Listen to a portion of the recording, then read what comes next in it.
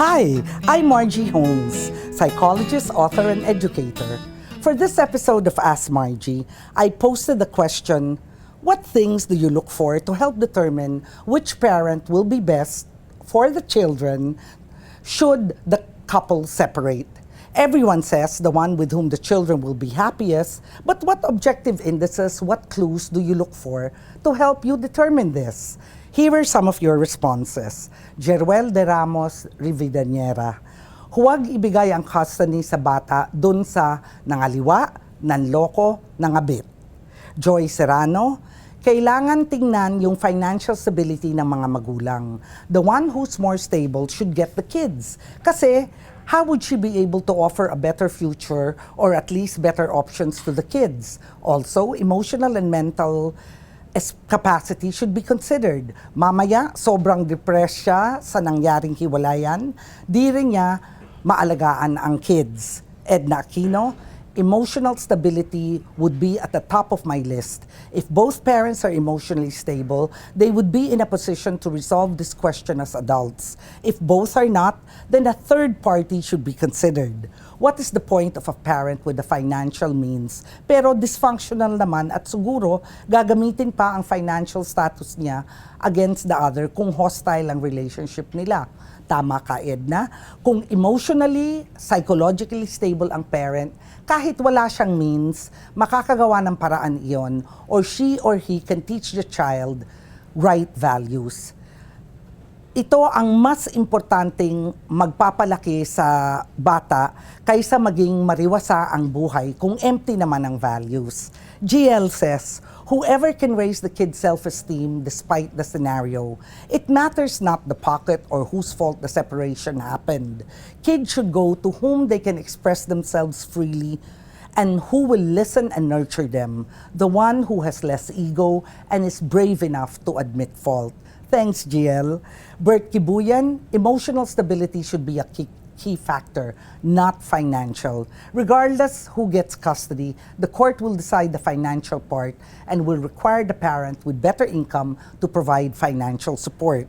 Julian Arguilla, I think the children themselves should have a say on this. It is easy to say that the really young ones cannot make decisions for themselves, but I think that their identification with their chosen role model will be most helpful in their psychological and emotional development. Victoria Cordero Rudio, it's always the kids who suffer the most in any separation. Bad if they are kept in a home for the sake of the family, because who are they kidding? It's bad also if they are shuffled back and forth between parents like a ping pong ball. Parents should be analyzed and declared fit for parenthood. Lynn Chelo Trinidad, when I was in grade school, I was asked to choose between my separated parents. I chose to live with my grandpa, who raised me up since I was a baby. Maria Victoria Perez, kids should stay with the most fit parent, but not be deprived of seeing the other parent. Good point, Maria Victoria. Sharon Blanco Erum, ang mga bata kailangan may kalakihang nanay at tatay pa rin. Kahit separated ang parents, kailangan lumalaki ang bata na buo pa rin ang pagkatao niya. Laarni Kim Butlay, remember that a child is not only a child. He is a person that you can scar for life. Mitch Ong says, oh Mitch, thank you so much. Mitch Ong was one of the best faculty members of psychology here in UP, and she is now in New Zealand, only to finish her PhD, and then she will come back. So we should listen to what she says. She's very good. I mean, not that the others were not good. They were good too, okay? Mitch Ong, some objective indices might be average amount of time spent per week in the past taking care of the children, amount of time available in the near future for caring for the children, because this may be affected by changes due to the separation, a brief interview which intends to determine whether each parent has made plans for living with and caring for the children.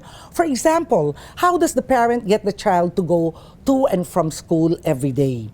Anyone who has enough money can hire any number of yayas to care for the children, but I am concerned about a parent's actual presence and involvement in the lives of the children during such a difficult time. Thank you so much, Mitch Ong. Joey Ramirez, courts and the law always favor the mother. Yes, and that's really too bad, right, Joey? Because sometimes the mother doesn't deserve to get the kids.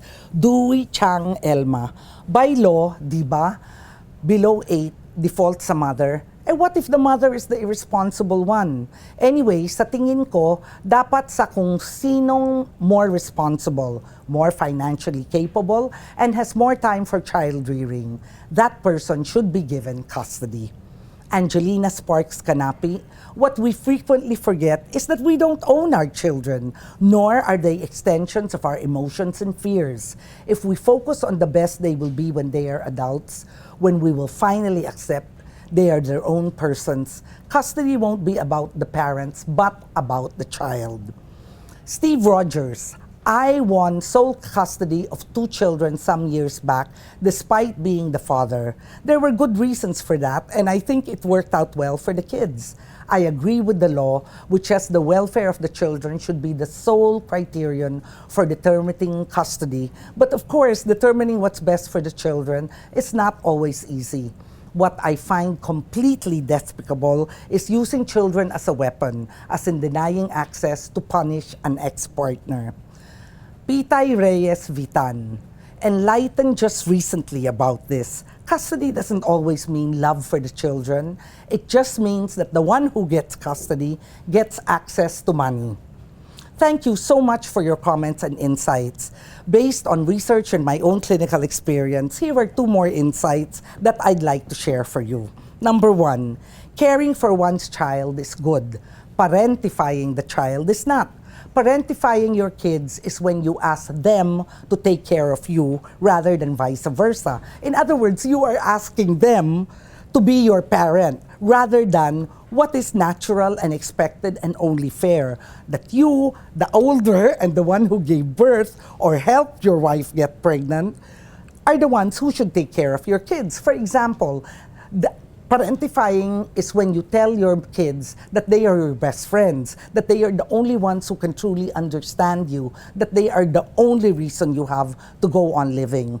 You may think you are raising their self-esteem, but you're not. In fact, parentifying your kids is one of the worst things you can do to them.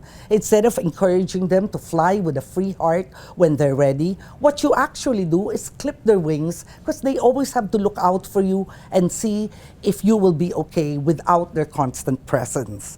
Number 2, it's wonderful, it's great if you're articulate, but you have to give your kids their chance to be articulate too. In other words, listen. Yes, they might learn from your experience. Yes, you're older and probably know more, and the operative word here is probably, but your world is not their world, and you have to give them a chance to share with you how they feel, what they think, and therefore listen, listen, listen. Otherwise, you will be infantilizing your children, treating them as toddlers when they are actually adolescents, and good heavens, sometimes even adults. Next week, we'll discuss threesomes. Send me your questions on Facebook, tweet using the hashtag AskMargie, or send an email to askmargie@rappler.com. See you next week.